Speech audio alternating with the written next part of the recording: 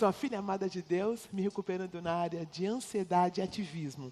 Em 4 meses é a primeira vez que eu consigo falar direitinho. Estou começando, quando eu falo a minha área de recuperação, travava, não conseguia falar.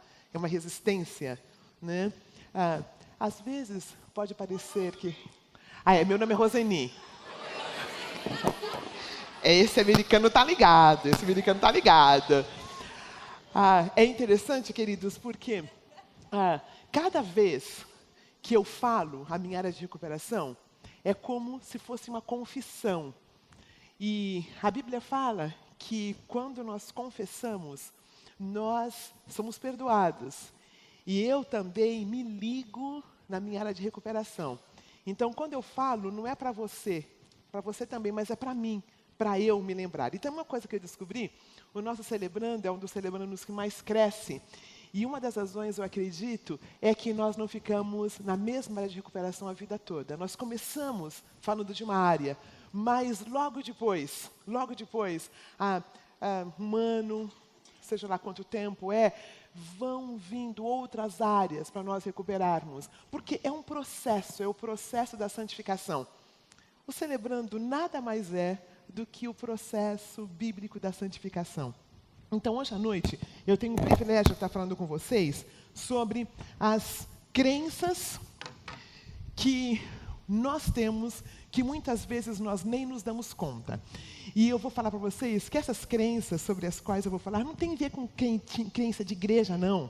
Tem a ver com crenças religiosas. São crenças do dia a dia. Uma pessoa muito querida falou, Roseni, como assim crenças e tal?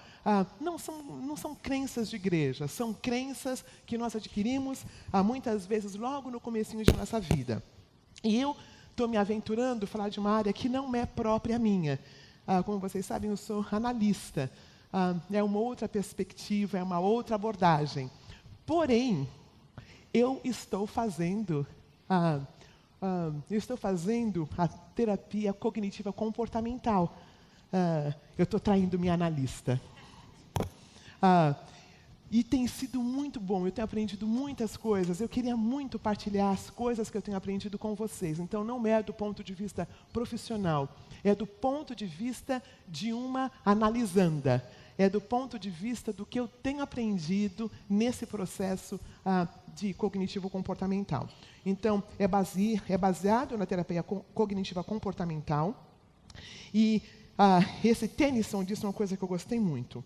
Quem semeia pensamentos, colhe ações. Quem semeia ações, colhe hábitos. Quem semeia hábitos, colhe caráter. E quem semeia caráter, colhe destino.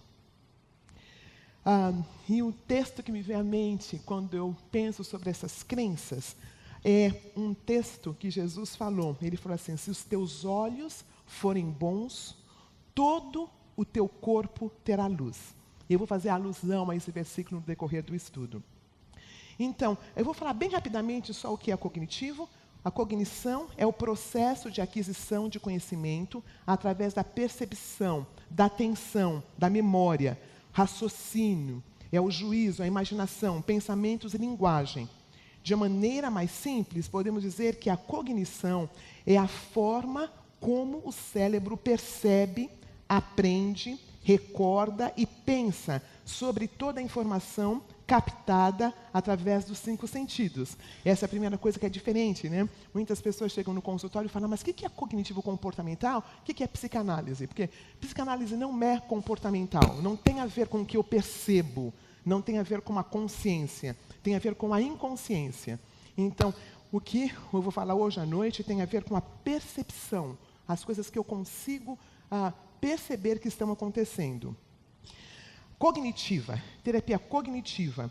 O princípio básico da terapia cognitiva é que a forma como pensamos sobre uma determinada situação influencia na minha emoção e na minha reação ou comportamento. Portanto, não é a situação em si que determina como eu me sinto e como eu reajo, e sim a forma como eu interpreto essa situação. E eu tenho 4 exemplos que vai ser muito claro para nós entendermos melhor. As interpretações que eu faço são feitas através de pensamentos automáticos, que muitas vezes não refletem a realidade. Ou seja, elas podem não ser precisas. Não é o problema em si que determina como eu me sinto e como eu ajo, e sim a forma como eu interpreto o problema. Eu vou pular por exemplo, depois eu volto nesses pensamentos automáticos. Exemplo é sempre bom. Então, pula um pouquinho, vamos para os exemplos. Eu quero que vocês pensem em 4 pessoas que estão dando uma saidinha para caminhar e enfrentam a mesma situação. A situação é, um amigo passa e não as cumprimenta. Você está fazendo uma caminhadinha, foi até a padaria, foi até o shopping, foi até não sei aonde, e tem um amigo passa e não cumprimenta. A primeira pessoa, o amigo passa e não a cumprimenta. A primeira pessoa, a pessoa fala assim, ele fingiu que não me viu. A primeira pessoa, puxa vida, amigo passou, fingiu que não me viu. E vem aquele sentimento de raiva. Porque onde já se viu? Como se viu, né? Eu, tão assim, tá certo que é de manhã, padaria, não estou tão bem arrumada, mas como assim? Não fala comigo, né? Aquele sentimento de raiva. A segunda pessoa, na mesma situação.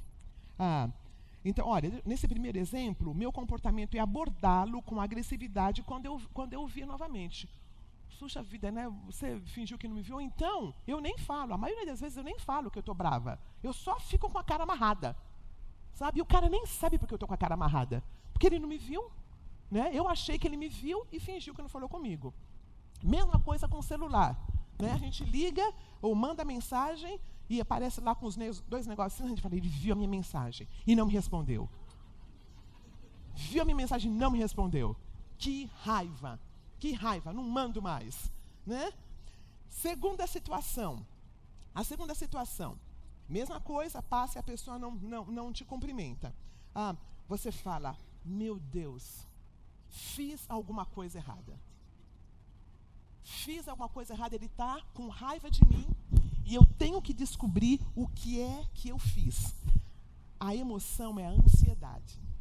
A primeira emoção que eu tive foi de raiva, não foi? Porque eu achei que a pessoa me viu e não me cumprimentou. Esta aqui, a primeira coisa que vem é, eu fiz alguma coisa errada. E eu fico imaginando na minha cabeça o que eu fiz de errado e gera uma ansiedade. Terceiro exemplo, quando gera ansiedade, qual é o meu comportamento? Ir embora preocupada e pensando sobre o que ele pode ter feito ao amigo. O que eu fiz para o meu amigo? Né? Fico pensando, puxa vida, a última vez que eu vi, será que foi aquilo que eu falei? Será que aquilo que eu não falei? Né? Aquela ansiedade. A outra situação é a terceira pessoa. Mesma situação. O amigo não cumprimenta. Pensamento. É sempre assim. Os amigos sempre se afastam. Ninguém gosta de mim. E aí a emoção é tristeza. Perdi mais um amigo. Não me convidou para fazer negócio dessa vez. Não é mais meu amigo. Não gosta mais de mim. E o comportamento é ir embora com tristeza. Então, a primeira situação eu fui embora com como? Com raiva. A segunda situação eu fui embora com? A terceira situação eu estou indo? Tristeza. Aí tem a quarta pessoa. Celebrante, sabe? Trabalha com os negócios bem, já passou pelos, sabe? Está no 4º ciclo. 4º não, 10º. Mesma situação. A pessoa passa, não cumprimenta o pensamento. Deve estar ocupado com alguma coisa e nem me viu. Emoção? Nenhuma. Segue o seu caminho normalmente. Ai, que raiva. Cara desencanado. Desencanada. Não me viu, sei lá e tal. Dá para entender, queridos, que não é a situação que determina. É como eu vejo essa situação. E eu vejo essa situação baseada na crença que eu tenho. E é sobre isso que eu quero falar hoje. A crença que eu tenho determina como eu vejo a situação. Isso me fascina. A situação nunca é determinante. A situação nunca é determinante. O que determina é o que eu penso sobre a situação, que é baseada na minha crença. Aí, pessoal lá de cima, volta no pensamento automático. Pensamento automático. O pensamento automático é um fluxo que todos nós temos. Eles são pensamentos que simplesmente parecem saltar da nossa cabeça. Nós não estamos deliberadamente tentando pensar neles. Por isso os chamamos de automáticos. Na maioria das vezes são realmente rápidos e ficamos muito mais cientes por causa da emoção que ele gera. Raiva, ansiedade ou qualquer outra emoção. Muitas vezes eles são distorcidos e mentirosos. Mesmo assim, reagimos como se fossem verdadeiros. Identificar os pensamentos automáticos e se permitir pensamentos alternativos é a tarefa de cada um de nós celebrantes. O que alimenta a minha crença é o pensamento automático. No primeiro exemplo que eu usei, o pensamento automático que a pessoa teve, pode ser, fingiu que não me viu. Eu sou inadequado. Pode ser o pensamento dessa pessoa. No segundo, quando fala o que foi que eu fiz, que gera ansiedade, pode ser que o pensamento automático dessa pessoa pode ser, eu sou inadequado, eu não tenho valor, questão de ter valor. O terceiro, quando a pessoa fala, ninguém gosta de mim, esse eu sei direitinho, não sei porquê, mas ele, provavelmente, a questão dele é de rejeição, provavelmente ele não se acha bom o suficiente. Mas o pensamento automático é aquele que alimenta a minha crença. Eu quando estava preparando, quando fala sobre crenças, pode colocar o próximo, por gentileza. Vou ler algo importante antes. Esse modelo de psicoterapia, da terapia cognitiva, sugere que muitas vezes concluímos sobre situações de forma automática, utilizando um padrão de pensamento já pronto. Nós não questionamos a validade, a veracidade e a utilidade. Esse padrão de pensamento tem origem nessas crenças, como eu disse. Agora, o que são as crenças? As crenças são percepções inconscientes que temos acerca de nós mesmos, a ponto de fazerem parte de nós. Nós achamos que nós estamos amalgamados às mesmas. Eu gostei dessa palavra porque existia uma obturação que era feita de amálgama. E era tão bom quando usavam os dentistas, né? Não saía nunca mais. Era feinho, mas ficava firme. As crenças, elas são juntas. É como se elas fossem amalgamadas a nós. Elas são parte de nós. Nós achamos que elas são parte de nós. Elas são as verdades absolutas de quem nós somos. Esta crença pode operar quando estamos mais vulneráveis. Muitas vezes nós já sabemos que elas existem. Só que quando a gente está cansado, quando a gente está com fome, quando a gente está com sono, parece que ela tem vida própria. Parece que ela tem vida própria. Ela chega com tanta... A gente quando vê já foi. Quando vê já foi. Por isso que eu acredito, queridos, que algumas coisas básicas da nossa recuperação. Durma. Descanse bem. Essa questão de ficar até tarde respondendo e-mail, respondendo WhatsApp, assistindo televisão, não é bom para a nossa recuperação. Não é bom para o nosso corpo, mas não é bom para a nossa recuperação. Nós ficamos vulneráveis. A gente até sabe, mas não dá conta de lidar desta maneira. Outra coisa é os horários de refeição. Muitas vezes a gente cuida de tudo. Vai almoçar 2, 3, 4 horas. Não é bom, gente. Não é bom para o corpo, não é bom para o nosso processo de recuperação. Nos alimentarmos direitinho, no horário certo, faz parte de sermos filhos amados e filhas amadas de Deus.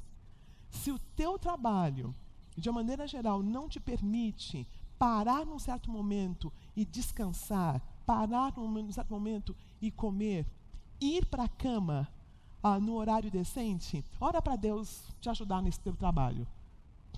Olha, muitos de nós dependemos, né, desse trabalho, mas olha, é importante esse cuidado com a gente, porque as crenças automáticas, os pensamentos automáticos nos pegam exatamente quando nós estamos vulneráveis, quando estamos cansados, com fome, desgastados.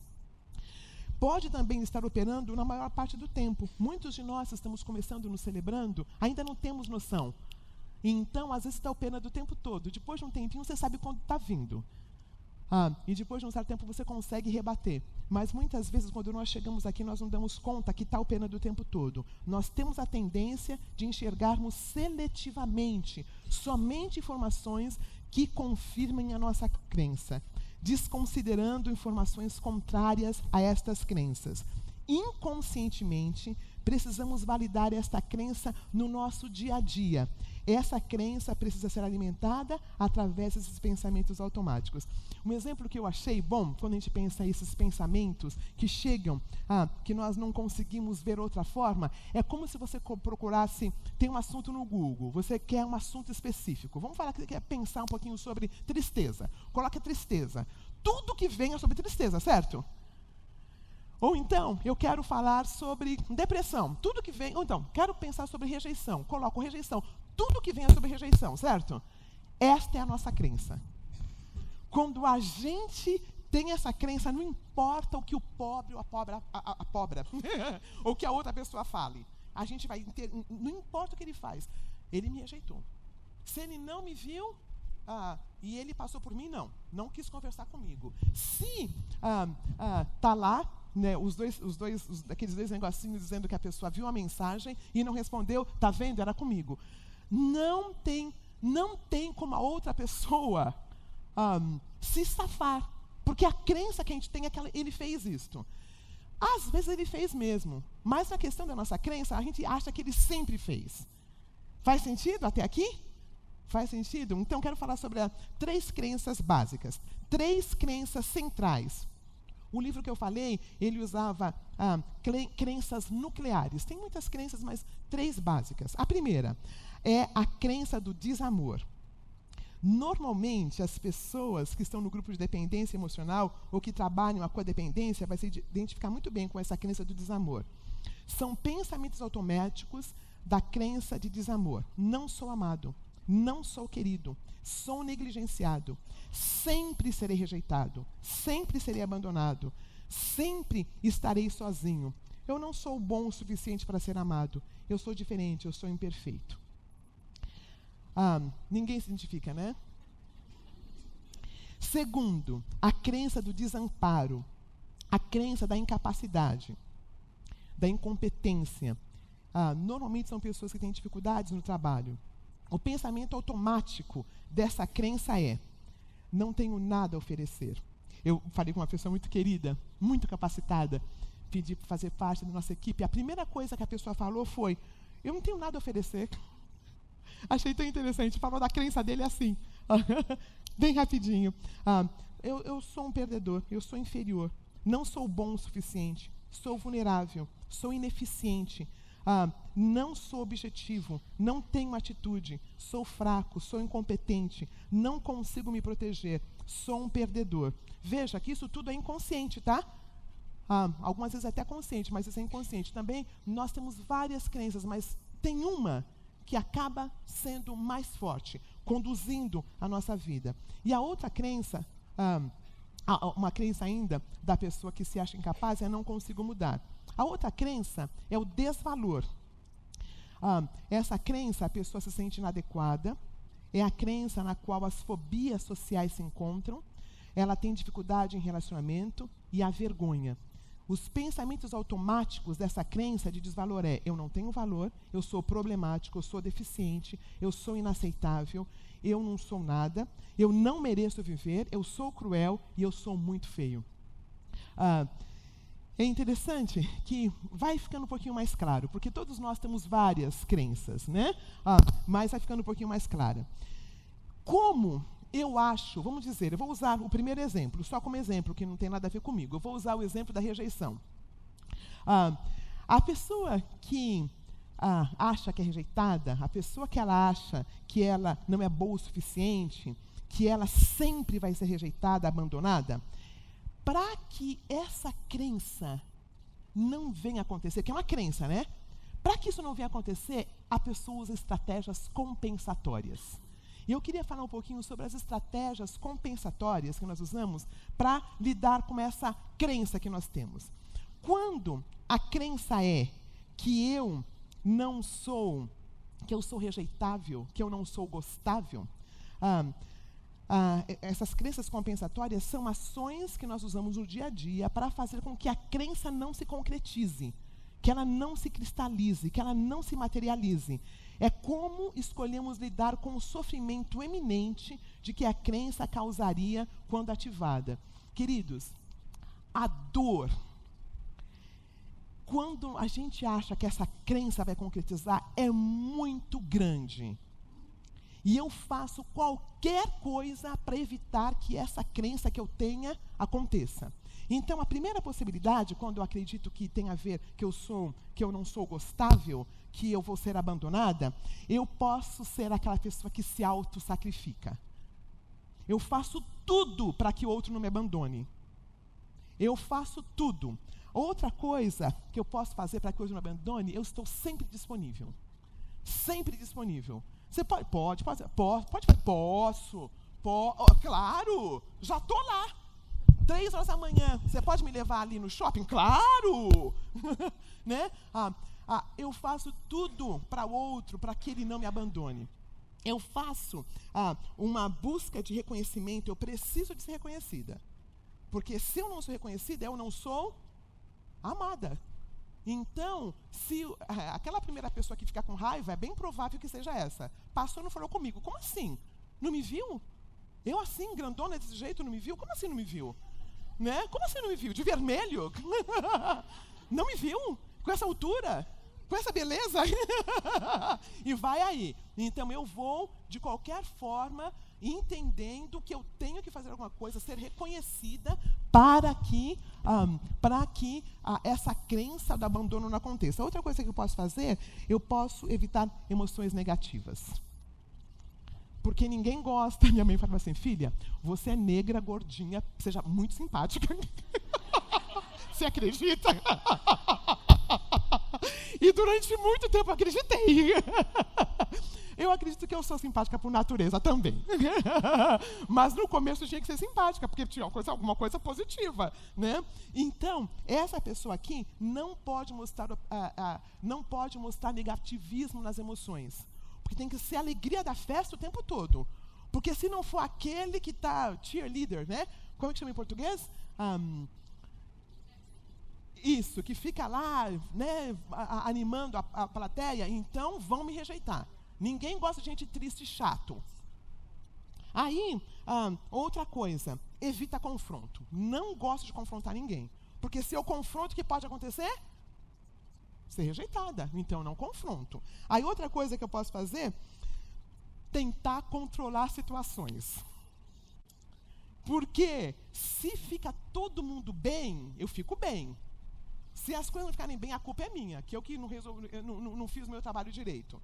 Na família é aquele que tenta ajeitar tudo o tempo todo para que todo mundo fique bem, porque ele acha que a responsabilidade é dele.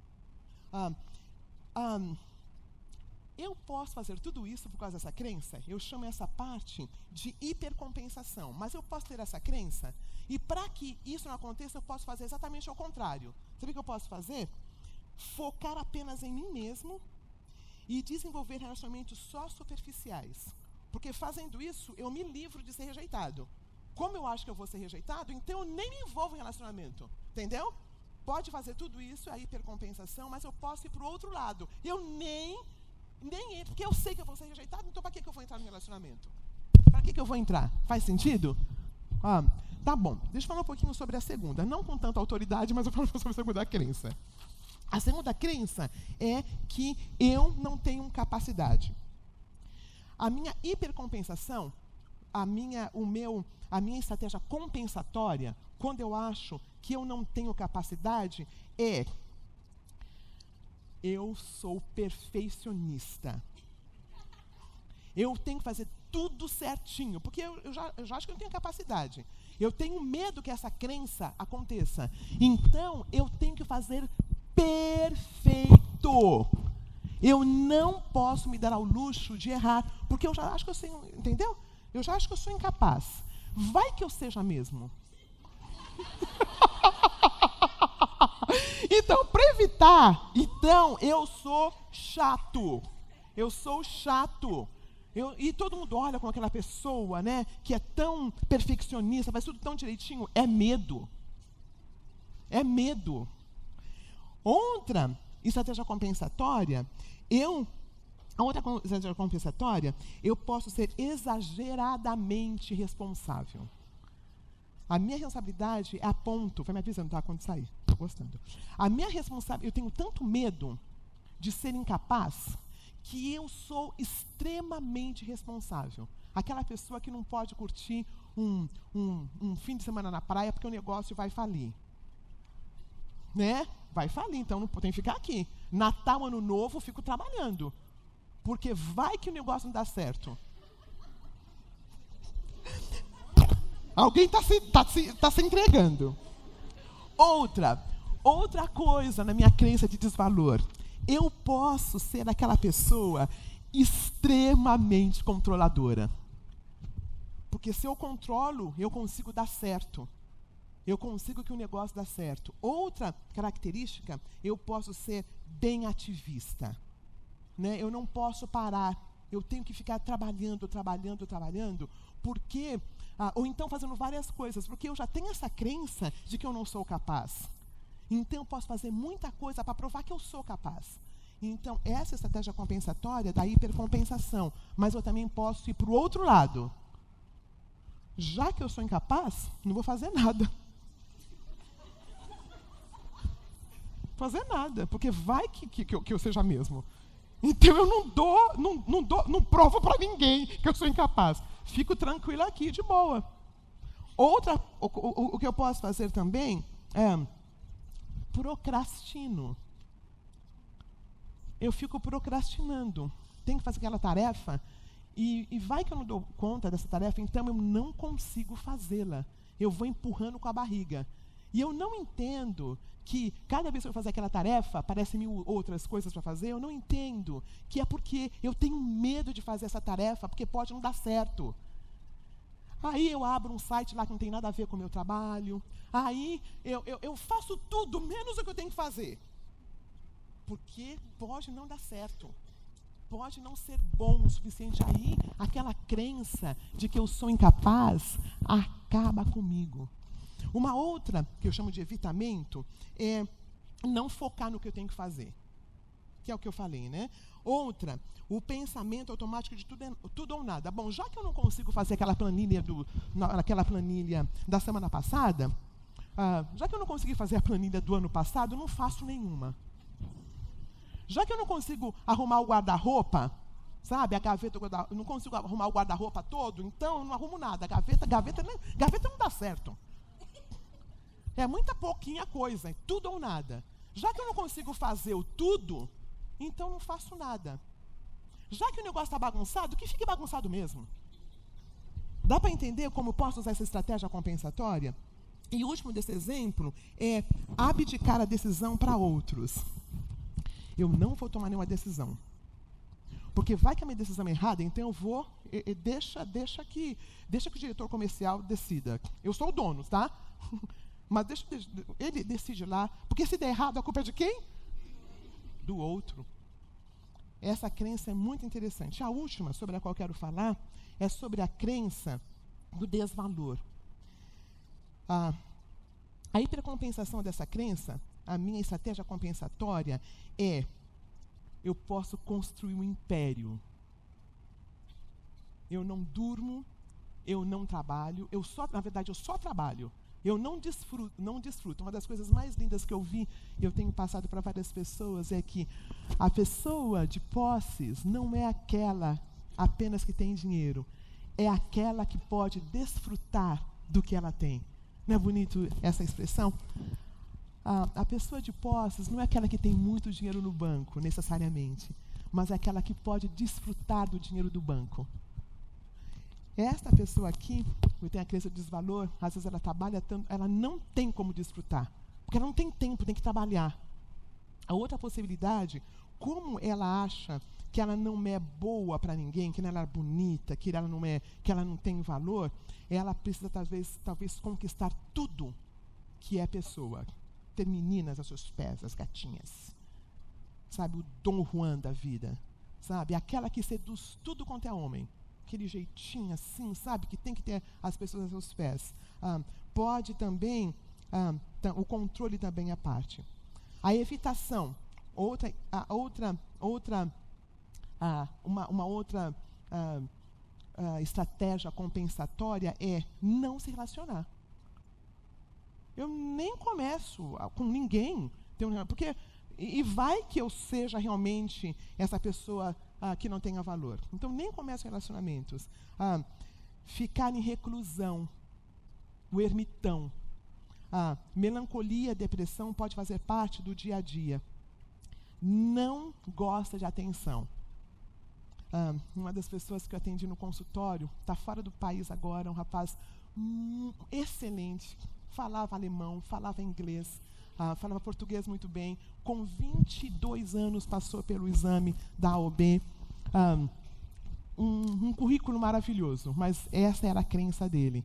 E o menino, quando chegou no consultório, ele falou assim: eu acho que vai acabar tudo, logo, logo. Eu falei: o quê? Ele falou: não, porque eu sou muito feio, eu sou muito inadequado. Eu falei: mas como? Com 22 anos, 23 anos, você está na sua posição? Ele falou: não, sabe o que foi? Quando eu fiz o exame da OAB, era muito fácil, aí eu passei, na primeira. Aí eu falei assim: mas e o alemão? Você fala alemão, morou lá? Não, foi uma bolsa de estudos lá que eu consegui lá, foi simples. Dá para perceber? A crença dele de ser inadequado era tão grande, um rapaz alto, bonito. Eu falei: mas eu sou muito feio, eu sou muito estranho. Eu olho no espelho e tenho vontade de morrer. Queridos, esse rapaz tentou suicídio.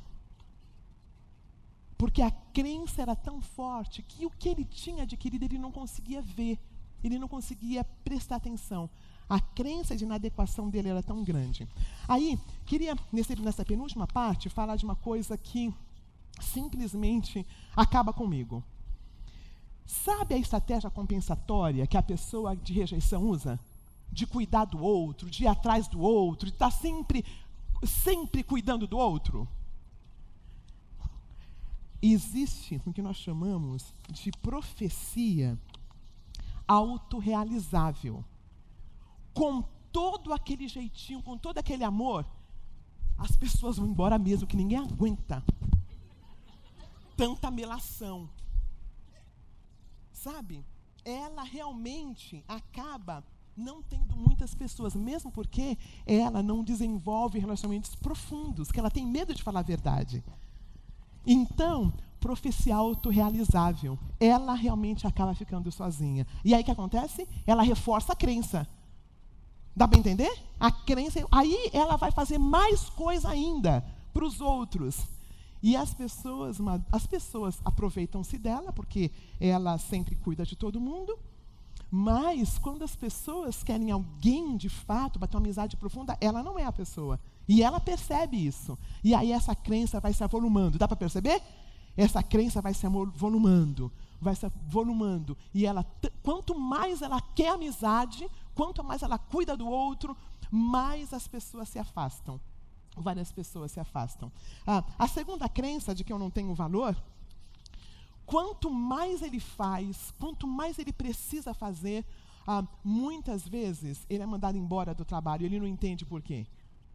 Ele é tão bom, ele é tão proativo, ele é tão cuidadoso com os detalhes, ele é tão perfeccionista, mas às vezes ele é um chato para com as pessoas e fica desempregado. Aí, como que acontece com a crença? Fortalece. Está vendo? Eu não era bom. Eu tento tudo e mesmo assim eu sou mandado embora. A crença se autorrealiza. Esse último, que ele é inadequado, esse exemplo que eu usei, eu me lembro que essa pessoa, esse atendimento, analisando, ele conseguiu um trabalho para ser advogado numa empresa, num escritório advocatício, que só falava inglês. E como ele queria voltar para os Estados Unidos, era perfeito. Então, ele passou pela entrevista, aí ele voltou no consultório e falou assim: mas eu acho que não é a coisa certa, não. Eu acho que não vai dar certo. Ele recusou a vaga. Ele recusou. Então, para provar, ele precisava validar essa crença de que ele era incapaz. A crença fala mais forte. Penúltima parte, queridos. A crença compensatória, ela tem data de validade. A crença compensatória, então, olha, para vocês que estão aí em cima no multimídia, falei sobre a autoprofecia do desamor, do desvalor, e eu estou falando agora sobre a estratégia de enfrentamento, a estratégia compensatória. A estratégia compensatória, ela alivia naquele momento de dor. Ela alivia naquele momento de dor. Eu sempre estou à disposição, a minha crença de desamor, que não gosta de mim, então eu estou sempre à disposição do outro, cuidando do outro. Mas tem uma hora que a dor em usar a estratégia compensatória é maior do que a dor de enfrentar a minha crença. E é aí quando eu fico no celebrando. Eu venho no celebrando quando as coisas... a gente sempre escolhe a dor menor. Utilizando a minha estratégia compensatória, tem uma dor. Mas quando tem o tempo de validade, quando fazendo aquilo não dá mais certo, e eu tenho que deparar com essa crença, aí eu fico. Aí eu vou para os meus grupos de apoio. Aí eu vou para o meu grupo de passos. Aí eu trabalho. No meu caso, eu vou dar um exemplo, eu sempre tive esse tipo... Eu achava que era normal as pessoas serem solícitas. Eu achava que era normal um servo de Deus cuidar do outro. Eu achava que era normal colocar o outro em primeiro lugar. Eu achava que era muito normal ser o pacificador o tempo todo. Até que eu fiquei muito doente, porque meu corpo não deu conta. 2005 quebrou. Meu corpo não deu conta de toda a responsabilidade, porque era Deus Pai, Deus Filho, Espírito Santo e a Roseni. Eu fazia parte da Trindade, Vocês que não sabiam. Vocês que não sabiam. Era a responsabilidade, eu era missionária, era paga para cuidar da vida dos outros. Era paga para ser doente. Então, 2005, acabou. Meu corpo não aguentou. Foi um câncer, eu tive que tirar 3 partes do meu corpo. Está gravando, depois eu falo. Então, aquilo ali foi um choque para mim. Um outro ponto importante foi quando eu me divorciei quando eu divorciei. Não foi ato falho. No primeiro relacionamento, quando acabou, né? Quando acabou aquele relacionamento, a dor foi muito grande. Foi quando eu procurei ajuda. Porque parecia que era tudo tão certinho. Foi quando eu procurei ajuda. Eu tive que lidar com umas estratégias compensatórias. Como é que se trabalha para que essa crença não se avolume mais com os pensamentos automáticos? Queridos, no meu caso, foi entendendo a minha identidade. A minha identidade é filha amada de Deus.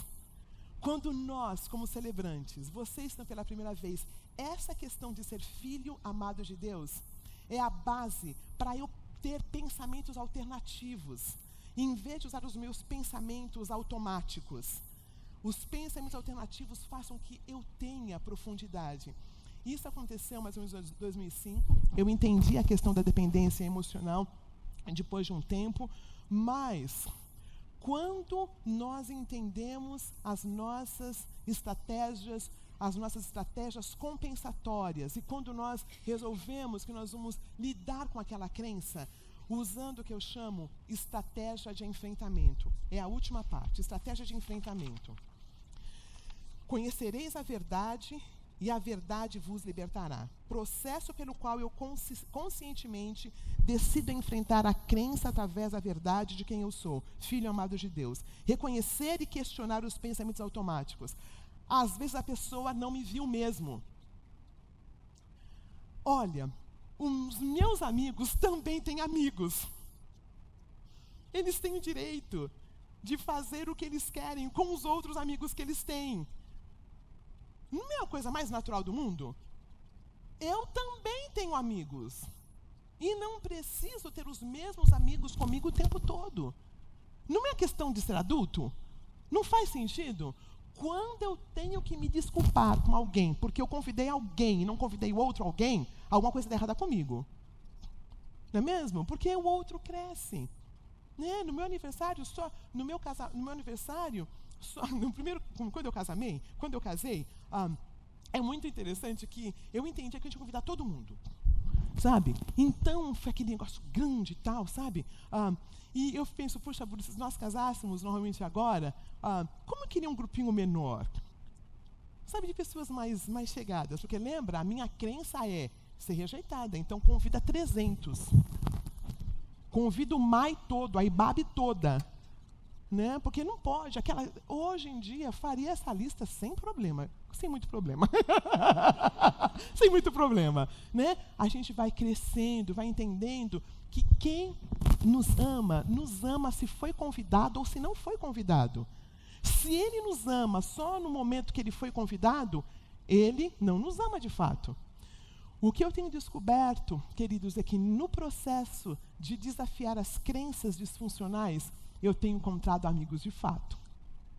Que são amigos que têm que lidar com o meu mau humor, com a minha raiva, com muitas questões minhas. E eu não preciso mais ficar paparicando ninguém para me amar. Vocês conseguem entender a beleza do negócio desse? Desafiando as minhas crenças e entendendo que eu não tenho que responder todos os e-mails que chegam ontem, todos os WhatsApps que chegam ontem. Entender que a pessoa me amando, ela vai me amar mesmo quando eu esqueci do aniversário dela. Os relacionamentos se tornam mais profundos. A vida se torna mais leve.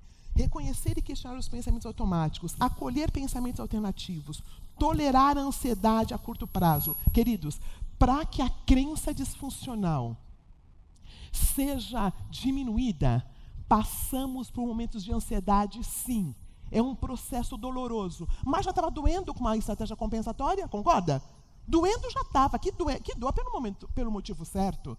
Eu me lembro quando eu parei de ligar para o meu grande outro. Porque essa pessoa aqui, a pessoa que lida com dependência emocional, tem um grande outro. Ela tem que estar disponível para esse grande outro. O marido, o filho, o amigo, seja lá quem for. A gente fica. E não ligou, eu ligo de volta. E eu fico querendo saber o que aconteceu. Foi um processo de uns 7 meses, mais ou menos. Aqueles 7 meses foram tão difíceis. Não ligar, não ir atrás. Como foi difícil. Mas a sensação que eu tive é que eu nasci depois disto. A crença diminuiu muito. Queridos, uma coisa, a crença nunca acaba, viu? Ela só diminui e nós escolhemos não lidar com ela. Mas ela sempre está lá. Mas aí vem os padrinhos, prestadores de contas, nosso terapeuta, tá?